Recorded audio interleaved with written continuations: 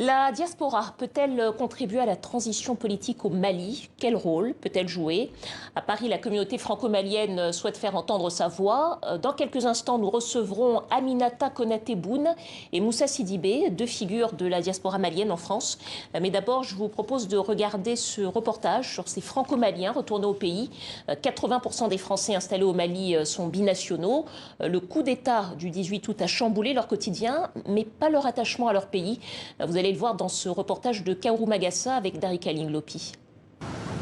Un supermarché avec les indispensables. Ali Djoumanera est copropriétaire de ce magasin à Bamako. Avec son frère, il a décidé de quitter la France pour venir s'installer dans son pays d'origine. Alors, la crise au Mali a-t-elle un impact pour ses commerçants? Nous, on est dans l'alimentation générale, donc obligatoirement, les gens sont obligés de s'alimenter. Donc, je ne pense pas que nous, on perdra énormément au niveau des ventes. Mais après, tout dépend des décisions qui seront prises par la CEDEAO. Bon, on espère quand même qu'ils vont retirer leur embargo, qu'ils vont réussir à s'entendre sur quelque chose pour que le Mali puisse avancer. Les frères Djoumanera ont développé leur activité. Aujourd'hui, ils ont plusieurs employés. Autant de familles dépendent de ce commerce. Et même si la situation reste incertaine, hors de question de partir.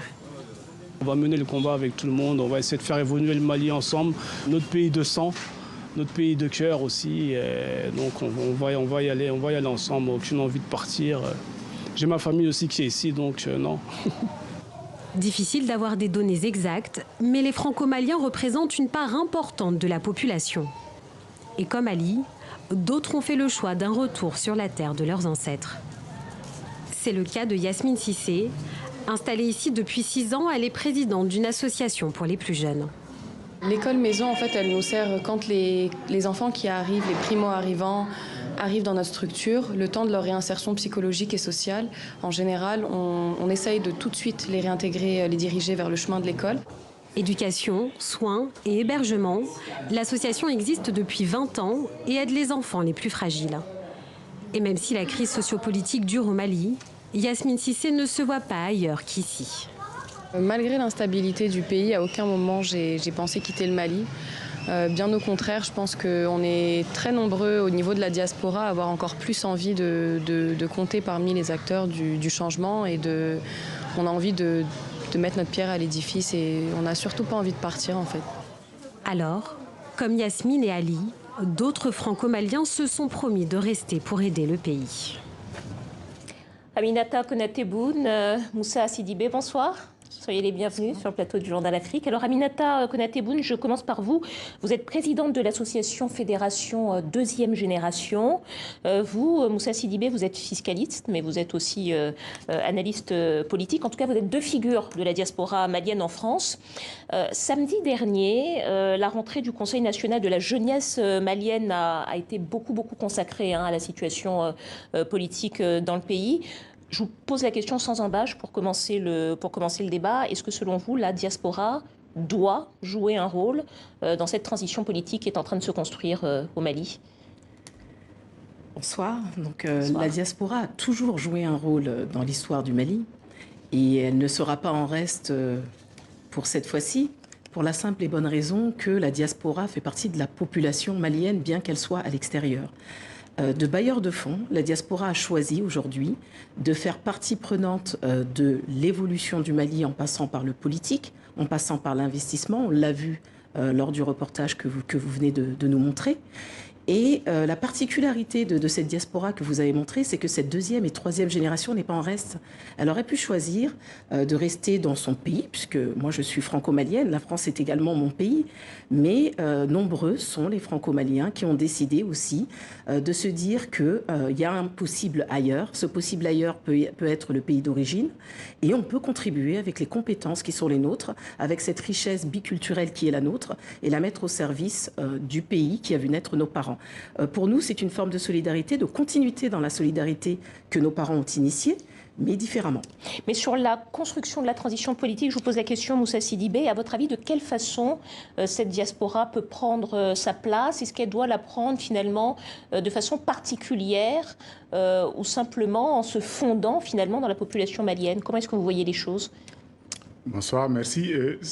Enfin, moi, je pense qu'il faut surtout prendre la diaspora comme étant une partie intégrante de la société malienne et que si la diaspora doit apporter quelque chose, elle ne l'apportera pas différemment des Maliens sur place. Il ne faut pas penser que la diaspora va venir en messie pour changer tout, mais ce que la diaspora peut apporter comme particularité dans cette démarche de renouveau du Mali, c'est très probablement cette matrice que cette diaspora a aujourd'hui.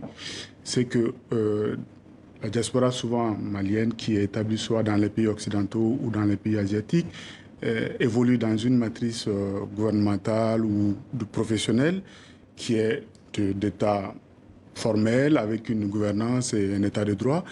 C'est surtout cette culture que cette diaspora peut apporter dans le cadre de l'accompagnement d'une transition, mais pas forcément de manière à ce que la diaspora amène une solution bien faite que les Maliens n'auront pas sur place. Les Maliens sur place aussi il y a des bons Maliens sur place qui ont des solutions pour le Mali, mais l'accompagnement de la diaspora, ça va être vraiment sur ce... En tout cas, que la diaspora participe, d'après ce que vous dites, aussi au débat d'idées et au débat d'idées politiques. Alors, à ce sujet, les experts nommés par la junte ont fait une proposition, celle d'une transition de 2 ans avec un président choisi par eux. Peut-être un commentaire à ce sujet, plutôt on est sur la bonne voie ou pas? Alors, choisi par eux, si c'est choisi par la junte, ce n'est pas la population malienne qui l'a choisi. Il est important que cette transition soit pleinement portée par la population malienne et pas par une frange de la population malienne. Pour revenir à ce coup d'État, un coup d'État n'est jamais une bonne chose, bien qu'il ait été plébiscité par les Maliens. Les lendemains ont été un peu désenchanteurs puisque les prémices des actions qui ont été portées par cette junte ont un peu refroidi les Maliens, à savoir cet acte fondamental qui a été posé. Alors, on n'est pas en train de dire que tout est foutu, bien au contraire. Nous attendons de ces concertations, que ce soit des concertations réelles, pleines, qui prendront en compte toute la composante malienne et surtout qui écouteront ce que les Maliens ont envie de dire. Les Maliens ont envie d'avoir des civils à la tête de l'État. Il y a de bons civils au Mali. Il y a des gens compétents au Mali et il y a des gens qui sont prêts à travailler pour l'État et pour le pays. Alors, l'un des problèmes politiques du Mali, vous qui êtes analyste politique, vous le savez, vous le répétez sans doute aussi, c'est aussi le non-renouvellement de la classe politique. Est-ce que vous pensez qu'il est possible d'organiser rapidement des élections capables d'installer des personnalités politiques dans un temps réduit à la tête de l'État ? Sur cet aspect, moi, je pense qu'on fait un faux débat, en fait, en parlant directement de la durée de la transition sans avoir donné le contenu de la transition. En fait, pour moi, la durée de la transition dépend du contenu qu'on va donner à la transition.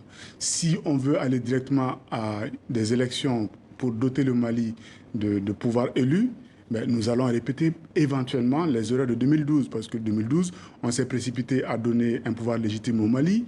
Le président qui a été élu devrait quand même savoir qu'il fallait passer le Mali dans une transition politique pour pouvoir vraiment asseoir un vrai régime politique. Ça n'a pas été fait. Est-ce qu'il faut répéter la même chose? Moi, je dis non. Aujourd'hui, il faut se donner du temps nécessaire pour bien faire les choses.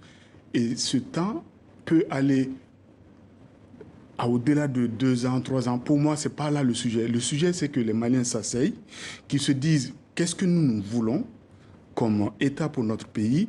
Est-ce que ça, c'est réalisable? Une partie, toutes les réformes ne sont pas réalisables dans le cadre d'une transition, c'est sûr et certain, mais la majeure partie qui peuvent donner un socle solide à un État solide pour le Mali, il faut y aller. Mais se précipiter à aller aux élections, donner un pouvoir légitime tel qu'on connaît les hommes politiques au Mali, on n'est pas sûr que le pouvoir qui va venir va avoir vraiment l'ambition et la volonté de pouvoir mener le pays vers des réformes profondes. Alors, il y a beaucoup de discussions en ce moment sur la formule et sur la durée de la transition. Est-ce que c'est un civil plus un militaire? Est-ce que c'est 1 an, 2 ans, 3 ans? À votre avis, et je vous poserai la question à tous les deux, quel serait le schéma idéal d'une bonne transition politique? Ça ressemblerait à quoi? Alors bien malin, celui qui saura vous dire quel est le schéma idéal. La transition dont on parle, c'est une transition qui a besoin d'avoir un contenu défini qui permettra cette durée, c'est ce que Moussa vient de dire.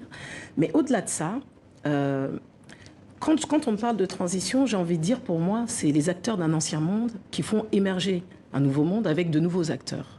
Ces nouveaux acteurs sont présents aujourd'hui. C'est cette jeunesse avec cette veille citoyenne qui a été présente, qui a lutté pendant plusieurs mois, qui a manifesté pendant plusieurs mois et qui a fait entendre sa voix.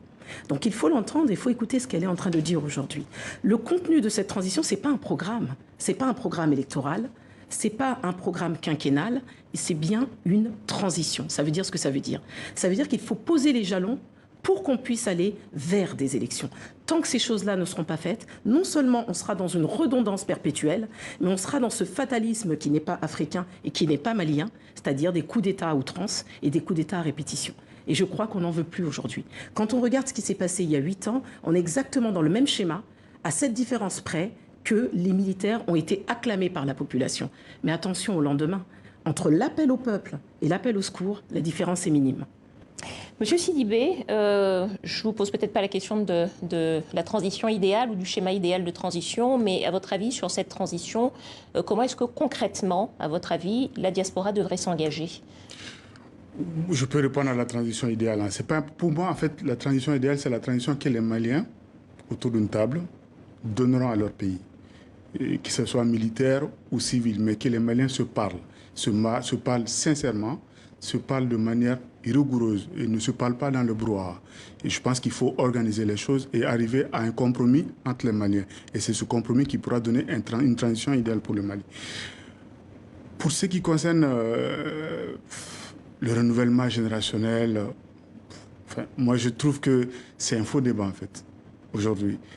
De mon point de vue, on a des bons comme des mauvais vieux ou des bons ou des mauvais jeunes. Aujourd'hui, il faut que les jeunes se prennent en main. On a vu avec le M5 qui a mis en avant peut-être certains jeunes, mais il faut que ce débat ait lieu entre vieux et jeunes pour arriver à un compromis. Il ne s'agit pas seulement d'opposer les jeunes aux vieux, des vieux aux jeunes. Pour moi, ce n'est pas là le débat. Le débat, c'est la personne qui répond à des valeurs. Et cette personne peut être une personne jeune comme une personne vieille, mais à condition que les valeurs soient là. Merci beaucoup, Monsieur Sidibé. Merci beaucoup, Madame Konaté Boune. Merci d'être venue sur ce plateau pour parler de la transition et de la concertation nationale en cours en ce moment au Mali.